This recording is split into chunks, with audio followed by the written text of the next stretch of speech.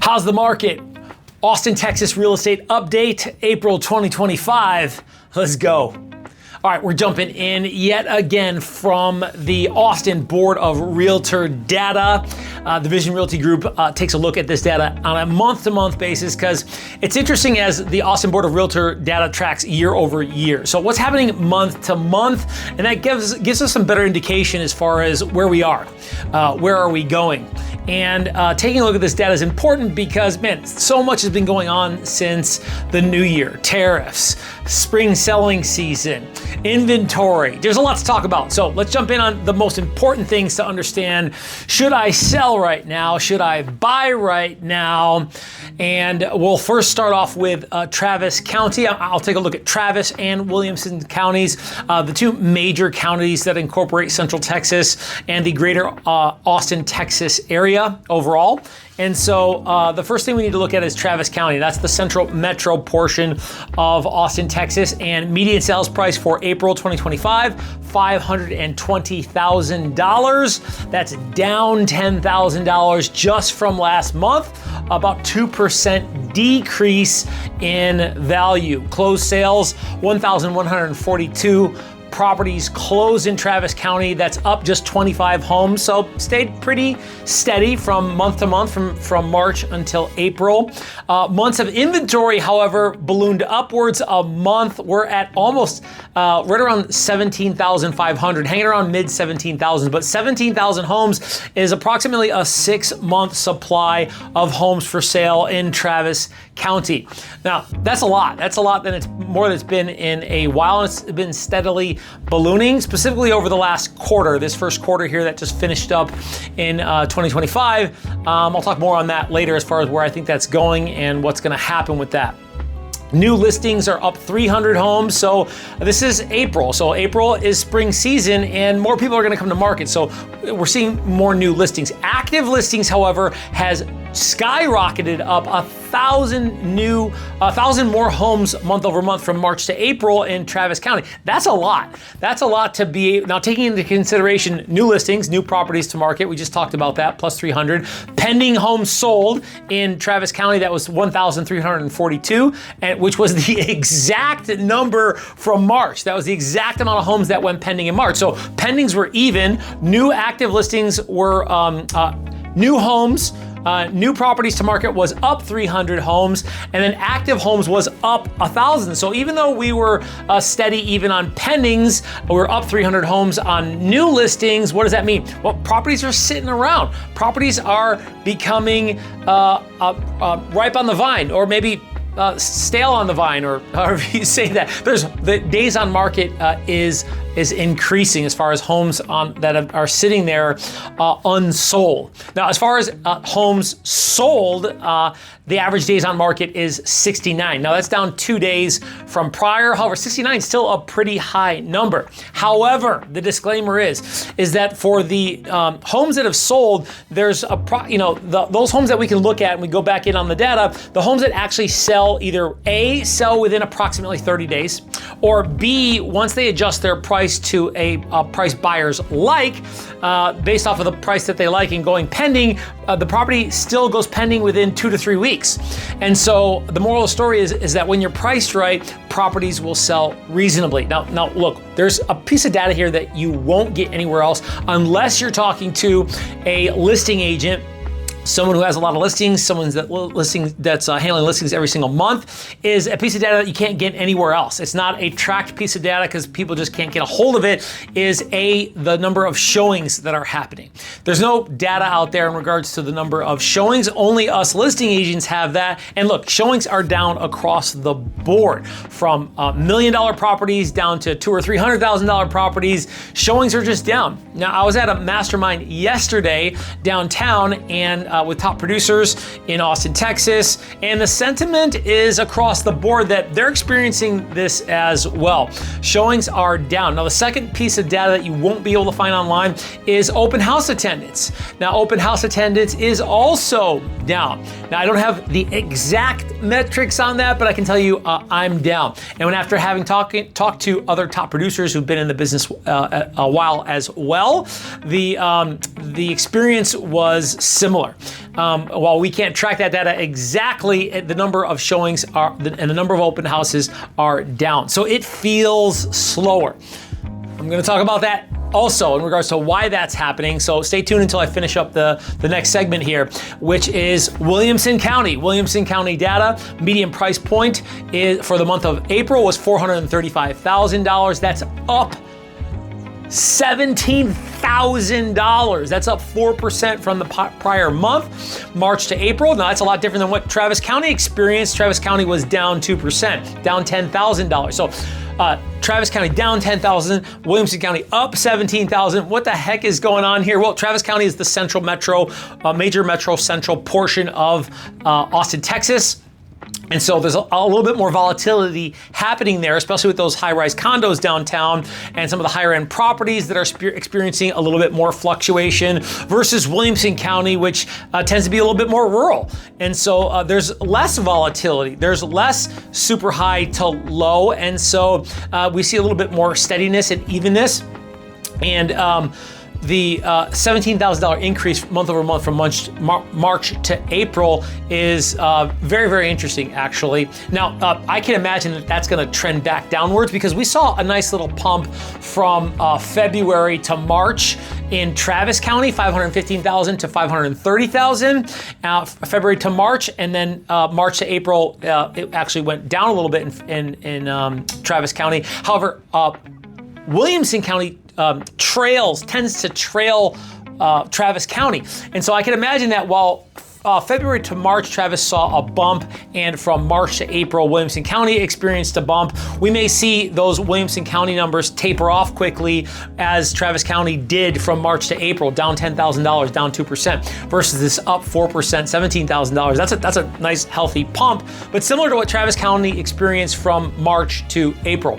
I know you see me looking all over the place here, but I'm looking at this wall of fame on all this data that we're tracking month over month. And so it's this giant warboard of data for real estate. And so it's important to make sure that you guys get the data that you need to make the decisions that are best for you. All right, Williamson County, back to the numbers here. So median sales price, $435,000, up $17,000. That's 4%. Closed sales, 817. That's down just one home. So one less home closed in Williamson County from March to April. New listings up a couple hundred homes, similar to Travis County, up 300 homes. Up a couple hundred homes, new listings. That's 1,734. So we're up a couple hundred homes in Williamson County. Active listings up 450 homes, 3,869 active listings in Williamson County. Not too bad, but it's springtime, so we're seeing more listings come to market. Travis County experienced a lot bigger bump, 1,000 homes. And then pending sales even, 1,041 homes. So pending sales right about even, same as Travis County. Active homes up a little bit, similar to Travis County. And then new listings up just a little bit, which means there's a lot of homes sitting around on the market. The average days on market is going up. Now, for average days on market for properties sold, we're seeing 74 days on market, down 2 days. That's similar to Travis County, down just a little bit. So average days on market is coming down a little bit for the properties that are receiving offers. Because I see a lot of properties that are not priced right, that are sitting around not selling, and I'll tell you which properties exactly are selling just in a moment here. Okay, so 74 days. Now, just like with Travis County, I got to make sure that this guy's is really, really clear to you, is that properties that are selling within 30 days. Okay, and properties that adjust their price get an offer within approximately 2 to 3 weeks. And the rest of the properties, well, they're sitting around a long period of time. And there's some people that are not adjusting their price or not adjusting it appropriately after taking a real good look at what the market data is doing.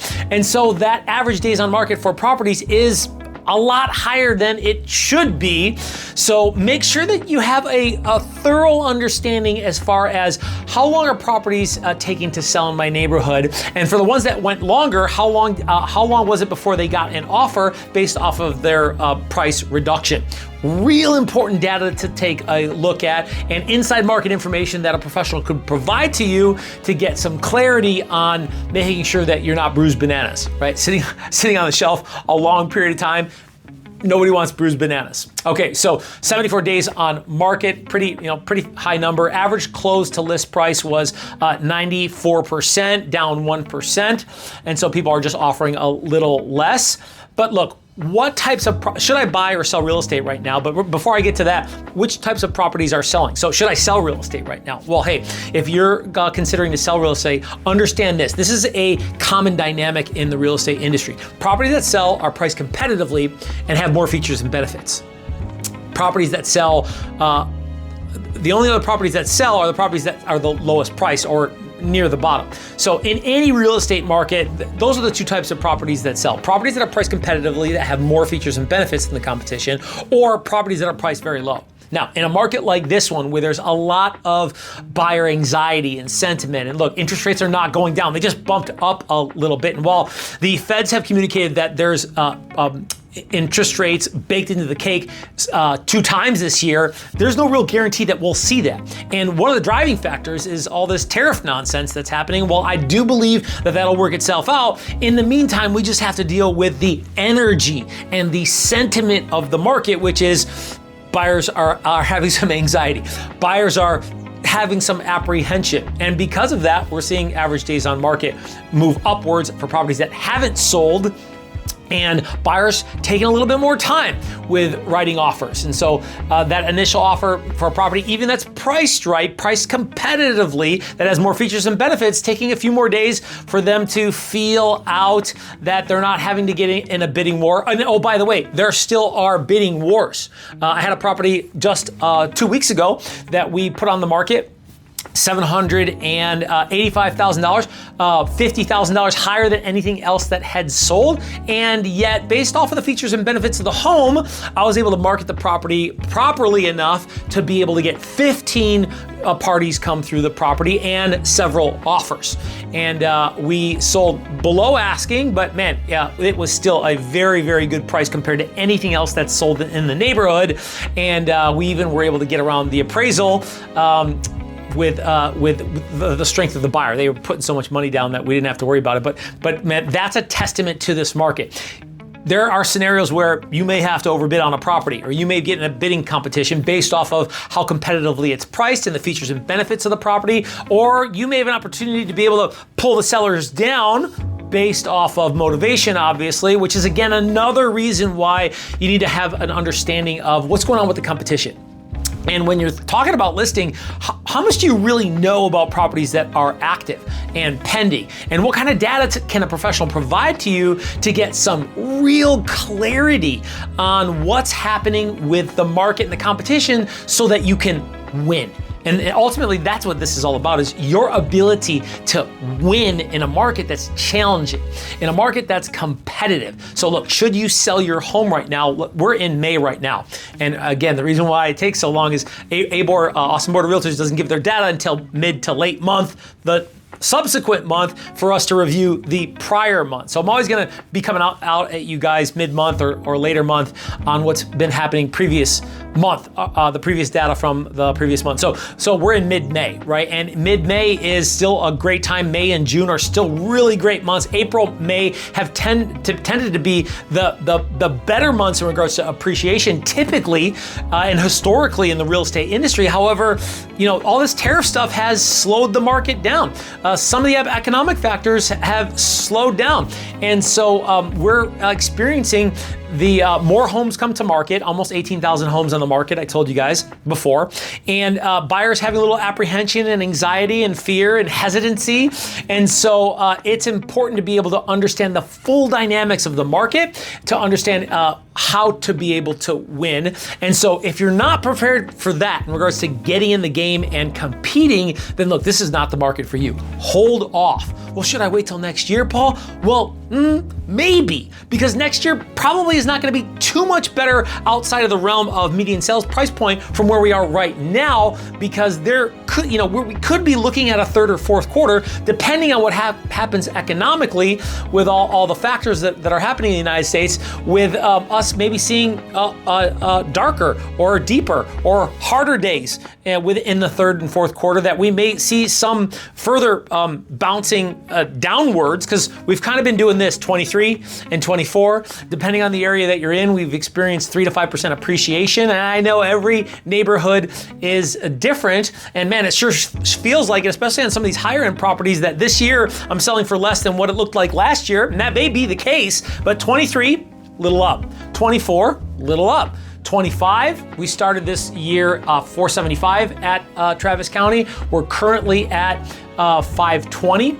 And Williamson County, we started at 400,000. We're currently at 435,000. So hey, we're up, but man, I'll tell you, it does not feel like it. It doesn't feel like it. And the people who are winning are the people who understand and who are playing the game at a higher level. So unless you're willing to get in the game and compete, you really have to sell. You really, really, really, really want to sell. But if you're waiting for next year, that bus might not come. That train may not ride, because we're probably looking at best medium, moderate to little, potentially negative median sales price points in Williamson and Travis County. So what does that mean? Well, we recover sometime in the spring next year, or we have some bumpy months that nudge us back upwards after seeing a little bump downwards, which we just saw in Travis County. We just saw a month where the median price point went down.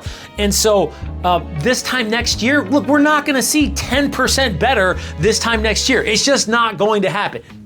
It could happen, but I'll tell you right now, rewind the tape, because from this time last year, for us to be higher than where we are now, I highly doubt it. It's going to be really close, probably within a margin of 3 to 5%. So if you're looking for a much better number next year, look, probably not a good idea. I'm telling all my investors like this, look, hold. If you're not willing to hold for at least 2 years, get out right now. Okay, because next year's a gamble, a big one.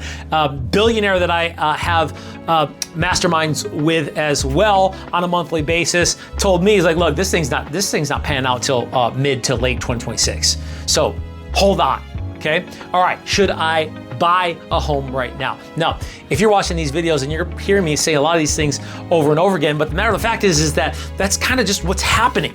If you want to buy a property right now, man, there are more homes than ever to choose from.